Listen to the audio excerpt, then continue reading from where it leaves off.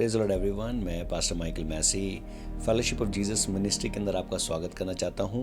परमेश्वर ने एक बार फिर मौका दिया कि आपसे परमेश्वर के वचन से बातें करें, और परमेश्वर के वचन से जब हम बातें करते हैं तो हमें बरकत मिलती है। और आज परमेश्वर ने खास वचन जो है वो आपके लिए, आपके परिवार के लिए दिया। आपने बहुत बार इस विषय को सोचा होगा, सुना होगा और चाहा होगा कि इसकी जानकारी आपको दें। और आज हम बात करने वाले हैं कि बपतिस्मा लेना क्यों ज़रूरी है, बपतिस्मा क्यों लेना चाहिए। आज हम परमेश्वर के वचन से इस बारे में सीखेंगे। बपतिस्मा की खासियत क्या है, आज हम परमेश्वर के वचन से जानेंगे। लेकिन मैं आपको कुछ बताना चाहता हूँ कि बपतिस्मा जो एक प्रथा के रूप में इस दुनिया में मनाया जाता है ना। जैसे कि हम देखते हैं रोमन कैथलिक कलीसियाओं के अंदर, चर्चेस के अंदर, जब बच्चे पैदा होते हैं, जब वो 5 और 6 महीने के होते हैं तो उनको बपतिस्मा दिया जाता है। और कैसे दिया जाता है? छिड़काव की जाती हैं, कुछ छींटे, कुछ बूंदें उनके ऊपर डाली जाती हैं और इस तरीके से बपतिस्मा दिया जाता है। और बपतिस्मा की कई तरह की शिक्षाएं और कई तरीके की जो कन्फ्यूजन है वो इस दुनिया के अंदर पाई जाती हैं। बहुत से लोग बोलते हैं कि इस नाम से बपतिस्मा दिया जाए, उस नाम से बपतिस्मा दिया जाए, राइट। आपके पास भी बहुत क्वेश्चन होंगे कि मैं प्रभु यीशु मसीह से प्रेम करता हूँ तो मुझे बपतिस्मा लेना क्यों ज़रूरी है ना। मेरे को इसके बारे में कुछ नहीं पता, लेकिन आज परमेश्वर आपसे इस विषय में बात करना चाहते हैं। आज हम परमेश्वर के वचन से कुछ समय निकाल करके परमेश्वर की सच्चाई को, जो बपतिस्मा के विषय में आज हम लोग जानेंगे। और मैं चाहूँगा कि आप कनेक्ट रहिए, कहीं मत जाइए, चेंज मत कीजिए इसको, वीडियो को। और अगर आपको ये वीडियो अच्छी लगती है तो मैं कहूँगा कि लाइक कीजिए। अगर बपतिस्मा के रिलेटेड कोई कमेंट्स है तो कमेंट्स डालिए, है ना। और शेयर कीजिए अपने लोगों के साथ। और अगर अभी तक चैनल सब्सक्राइब नहीं किया है तो मैं बोलूँगा चैनल को सब्सक्राइब भी कर लीजिए। क्यों? क्योंकि हम लोग इसी तरीके की वीडियो, इसी तरीके की जानकारियाँ आप लोगों के घर में, आप लोगों के जीवन के लिए लाते रहेंगे और परमेश्वर हमें बरकत देगा। जब मैं और आप रोमियो की पुस्तक निकालते हैं बाइबल में से और उसका चैप्टर 6 निकालते हैं और उसके 3 वचन और 4 वचन को पढ़ते हैं तो यहाँ कुछ ध्यान दीजिएगा कि बपतिस्मा क्या है, बपतिस्मा किस विषय में है, बपतिस्मा लेना क्यों ज़रूरी है। आज हम थोड़ा सा इसके अंदर पढ़ेंगे और देखेंगे और जानकारी लेंगे कि बाइबल बपतिस्मा के बारे में, बैप्टिज्म के बारे में क्या बोल रही है। तो रोमियो 6 और उसका 3 वचन यहाँ कहता है, क्या तुम नहीं जानते कि हम सब जिन्होंने मसीह यीशु का बपतिस्मा लिया उसकी मृत्यु का बपतिस्मा लिया।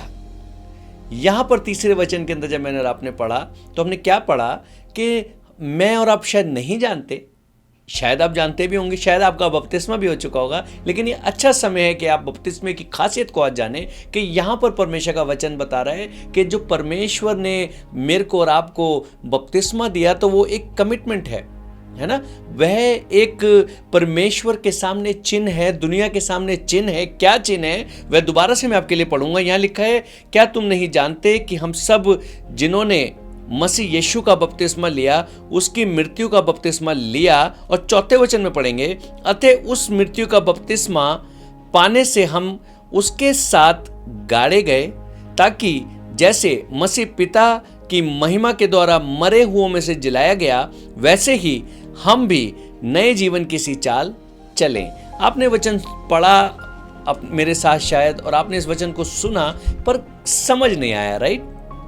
थोड़ी देर पहले हमने बात की कि रोमन कैथलिक कलीसियाँ, डिफरेंट चर्चेस क्या हैं, बपतिस्मे को छिड़काव के द्वारा दे रहे हैं ना। बहुत सी कन्फ्यूजन बपतिस्मे को लेकर के है। तो यहाँ पर एक बात हमने पढ़ी कि बपतिस्मा क्या है।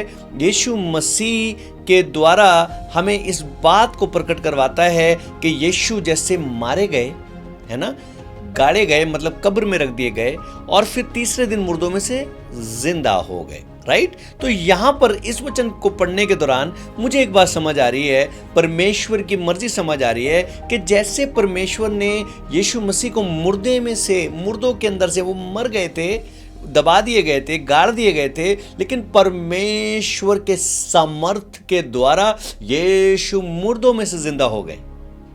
और क्या करा उन्होंने? जब वो मुर्दों में से जिंदा हुए तो उन्होंने परमेश्वर की जो आदर है, परमेश्वर का जो सम्मान है वह प्राप्त किया। क्योंकि वह एक परमेश्वर थे, वह मेरे और आपके पापों के लिए मारे गए थे। तो यहां पर जब चौथे वचन में मैंने और आपने पढ़ा तो वहां पर मेरे और आपके लिए भी यही बात लिखी है कि मैं और आप बपतिस्मा के द्वारा एक्चुअली यीशु जो काम कर चुके हैं, ध्यान दीजिएगा, यीशु ने आपका बपतिस्मा ऑलरेडी कर दिया है। कैसे? वह मारे गए, वह गाड़े गए और वो कब्र में जब रखे गए, गाड़े गए, उसके बाद तीसरे दिन जिंदा हो गए। तो आज मैं और आप जब यीशु मसीह के पास विश्वास में आते हैं, फेथ में आते हैं और प्रभु यीशु से बोलते हैं कि प्रभु मैं एक पापी हूं, राइट, और परमेश्वर मैंने बहुत गुनाह किए हैं, मैं बहुत परेशान हूं, मैं कर्जे में हूं, मैं बीमारियों में हूं, मैं श्रापों में हूं, दुष्ट आत्मा से ग्रस्त हूं, राइट, ये और तमाम आपके दादे परदादे के जो गुनाह आपके ब्लड के अंदर चल रहे हैं, वो सारी चीजें लेके आप यीशु मसीह के पास आते हैं, राइट। और जब मैं और आप यीशु मसीह के पास इस स्थिति में आते हैं तो यीशु क्या करते हैं? यीशु मुझे और आपको एक नया जीवन देते हैं, जिसके बारे में आपने प्रचार सुने होंगे, जिसके बारे में आपने बहुत सी वचन सुने होंगे। लेकिन आज परमेश्वर बपतिस्मा की जो सामर्थ है उसके विषय में परमेश्वर आपको बताना चाह रहे हैं कि बपतिस्मे की जो सामर्थ है, जब आप परमेश्वर के सामने अपने गुनाह को मानते हैं, जब आप जगत के सामने इस बात को बोलते हैं कि परमेश्वर मैं एक पापी हूं और परमेश्वर मैं ये विश्वास करता हूं यीशु मसीह कि तू मेरे पापों के लिए आया, तू मेरा उद्धार करता परमेश्वर है। ध्यान दीजिएगा, जब आप इस बात की घोषणा कैसे करेंगे कि यीशु आपका उद्धार करता परमेश्वर है, पूरी दुनिया को कैसे बताएंगे कि यीशु आपका परमेश्वर है? यह सही समय होता है कि जब आप यीशु के पास आते हैं तो यीशु मतलब परमेश्वर आपको बपतिस्मे के द्वारा चिन्ह प्रकट करने के लिए बोलता है। और वो क्या चिन्ह है? वो खाली दिखावा नहीं है, रीति रिवाज नहीं है ना। मैं एक एग्जाम्पल देना चाहूंगा। जब शादी होती है, राइट, जब किसी जन की शादी होती है तो वह व्यक्ति शादी अकेले में चुपचाप से नहीं कर लेते,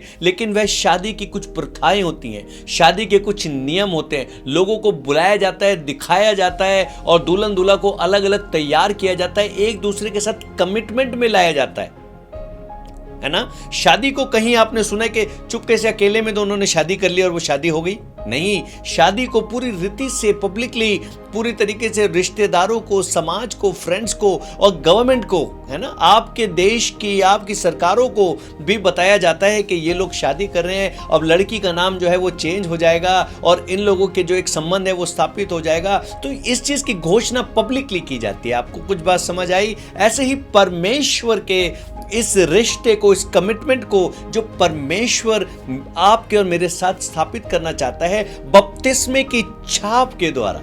सुना आपने? बपतिस्मा ऐसा नहीं कि बचपन में दे दिया। बचपन में जब आपने बपतिस्मा ले लिया तो आपको गुनाह का नहीं पता, आपको अच्छाई का नहीं पता, आपको परमेश्वर के विषय का ज्ञान नहीं है। और छिड़काव का बपतिस्मे के बारे में बाइबल बात नहीं करती। यीशु मसीह ने खुद बपतिस्मा क्यों लिया? आप बोलेंगे क्या वे पापी थे? क्या वे गुनहगार थे? क्या वे इन चीजों को करते थे? नहीं। जैसा मैंने अभी अभी आपको शादी का एग्जाम्पल दिया, वह रिश्ता, वह कमिटमेंट जो परमेश्वर के साथ एक मनुष्य की होनी चाहिए, एक नया जन्म पाए व्यक्ति की होनी चाहिए, उस छाप को परमेश्वर ने, उस छाप को यीशु मसीह ने पूरे समाज के ऊपर, पूरी दुनिया के ऊपर, हर लोगों के ऊपर, हर जाति के ऊपर इस बात को कह के प्रकट किया। यूहन्ना को बोला कि मुझे बपतिस्मा लेने दे, क्योंकि ये प्रथा को पूरा करेगा, ये कमिटमेंट को पूरा करेगा, ये उस आज्ञाकारिता को पूरा करेगा मेरे जीवन में। और यीशु ने उस काम को पूरा करके दिखाया। और फिर उसने हकीकत में इस काम को कैसे पूरा किया? जब वो क्रूस पर मारा गया। खाली उसने पब्लिकली दिखा करके बात को खत्म नहीं कर दिया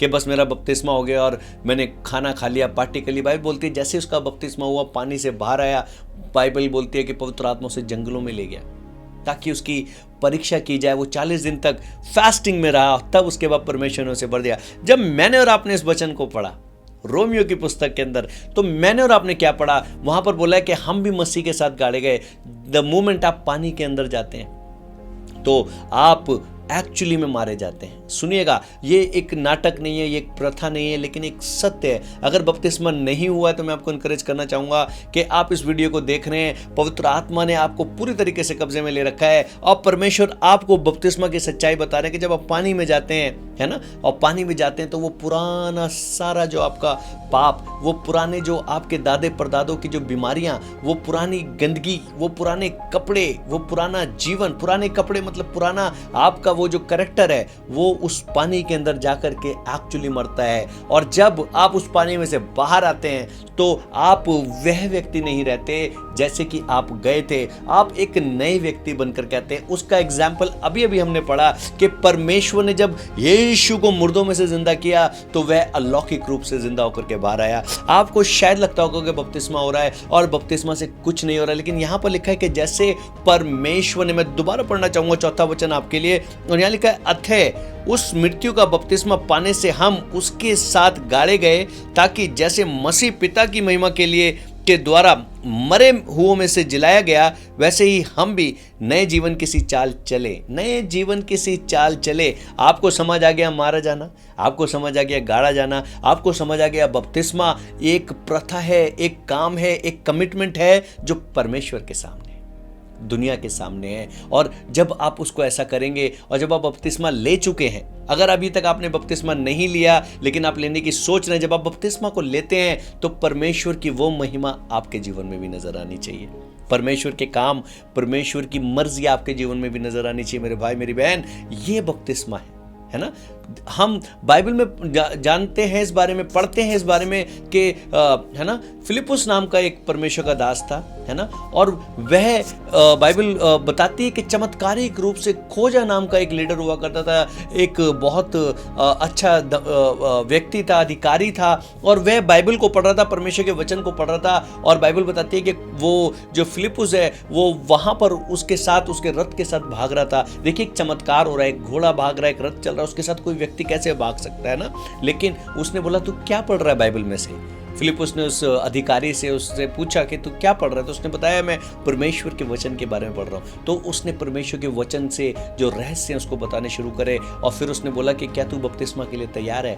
तो उस अधिकारी ने कहा हाँ, मैं बपतिस्मा लेना चाहता हूँ। देखिएगा, चमत्कारिक रूप से परमेश्वर बपतिस्मे को बहुत इंपॉर्टेंस देते हैं, और वहां पर खोजे को बपतिस्मा दिया गया फिलिपुस के द्वारा। और बाइबल बताती है जैसे ही वो दोनों पानी में से बाहर आए, फिलिपुस जो है आत्मिक तौर से गायब हो गया वहां से और दूसरे स्थान पर प्रकट हो गया। इसका क्या जरूरत थी लॉर्ड को ये सब करने की? कोई आता किसी दिन, कभी कोई उनको मिल जाता और कहीं वो कलीसिया में जाके, शहर में जाके बपतिस्मा मिल जाता है ना। लेकिन वहां नहीं लिखा कि पानी का छिड़काव का बपतिस्मा दिया गया, वहां पर ये नहीं लिखा कि प्रथाएं निभाई गई, वहां ये नहीं लिखा कि किसने बपतिस्मा दिया, पास्टर आए, लीडर आए। नहीं, परमेश्वर कहता है जो पवित्र आत्मा के द्वारा चल रहा है, जो परमेश्वर के वचन के द्वारा चल रहा है, परमेश्वर की मर्जी के द्वारा चल रहा है, वह बपतिस्मा दे सकता है। और जो कहता है कि मैं अपने पापों से आजाद होना चाहता हूं, यीशु को प्रभु बनाना चाहता हूं, पूरी पब्लिक के सामने कमिटमेंट करना चाहता हूं, वह बपतिस्मा ले सकता है।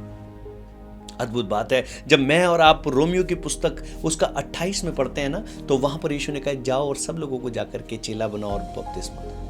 बहुत खास विषय है, बहुत बड़ा विषय है, समय कम है इसलिए मैं आपको ज़्यादा नहीं बता पाऊंगा। लेकिन मैं आपको इनकरेज करना चाहता हूँ कि अगर अभी तक आपका बपतिस्मा नहीं हुआ है मेरे भाई मेरी बहन, तो प्लीज़ आप कॉन्टैक्ट करें उन भाई बहनों से जो आत्मा में भरे हुए हैं, जो सेवा करते हैं, ताकि वे आपको बपतिस्मा दे सके। अगर आप कनाडा में हैं, आप ब्रैम्पटन के अंदर हैं, आप बपतिस्मा लेना चाहते हैं, आप हमारी कलीसिया से कॉन्टैक्ट कर सकते हैं, इस वीडियो के नीचे कमेंट कर सकते हैं और हम आपको बपतिस्मा देंगे। हालेलुया। परमेश्वर आपको बरकत दे, परमेश्वर आपको आशीष दे। मैं छोटी सी दुआ करूंगा, इस वीडियो को समाप्त करेंगे। हालेलुया। यीशु के नाम से प्रभु इस बहन को, इस भाई को तमाम शैतानी कब्जों से आजाद कर। अगर किसी प्रथा में, किसी बुराई में, किसी कंफ्यूजन में है तो उनको आजाद कर यीशु मसीह। इनके घर को बरकत दे, इनके घराने को बरकत दे, यीशु मसीह के नाम से मांगते हैं, आमीन आमीन। Thank you for watching the video, thank you for listening the word of God. God bless, bye bye.